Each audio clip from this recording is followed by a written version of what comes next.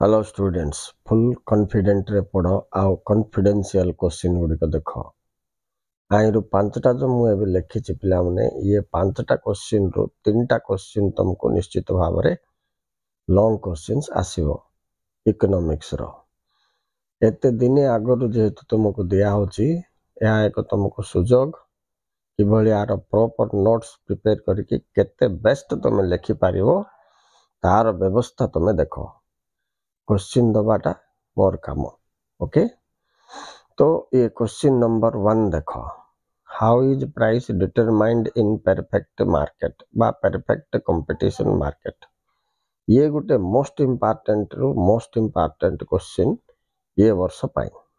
Next 2 number देखो what is law of equi marginal utility ये मध्य से 100% इम्पोर्टेंट क्वेश्चन। नेक्स्ट 3 नंबर देखो what are the functions of commercial bank माने वाणिज्यिक बैंक रो कार्यावली लेख ये गोटे इम्पोर्टेंट क्वेश्चन 2024 पाई। नेक्स्ट है what is public finance difference between public and private finance माने राष्ट्र वित्त कौन और राष्ट्र वित्त और व्यक्ति वित्त मध्य पार्थक्य दर्शाओ। 5 number question explain the law of diminishing marginal utility क्रमह्रासमान सीमांत उपयोगिता सूत्र व्याख्या कर। तो आईरु पिला माने 1 नंबर टा गोटे श्योर क्वेश्चन तापर 2 3 रु गोटे किंबा दुईटा आसीबो सियाडे ये 4 5 नंबर रु गोटे आसीबो। जदि 2 नंबर टा आछी तुमको समसीमांत उपयोगिता सूत्र ताहले क्रमह्रासमान उपयोगिता लास्ट आसीबोनी।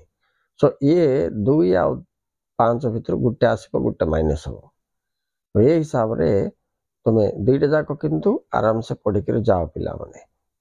अच्छा आ गोटे कथा ये समस्त क्वेश्चंस रो आंसर गुड़िक आउ एक्सप्लेनेशन मध्य मोर प्लेलिस्ट छाड़ देछि पिला माने तुमको जदि आर आंसर्स जानिबार अछि किंबा बुझबार अछि तो सीधा सब्सक्राइब करो तापर तुम्हें जाओ मो चैनल रो प्लेलिस्ट को प्लेलिस्ट रे तुम टाइटल हिसाब रे क्वेश्चन आंसर्स काटिकी नोट्स एवं क्वेश्चन आंसर व्याख्याकरण उभय जाक अच्छी ओडिया इंग्लिश लैंग्वेज रे तुम्हें चेक कर पारो।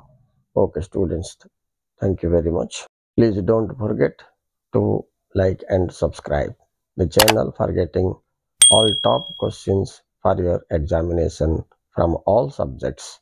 Bye.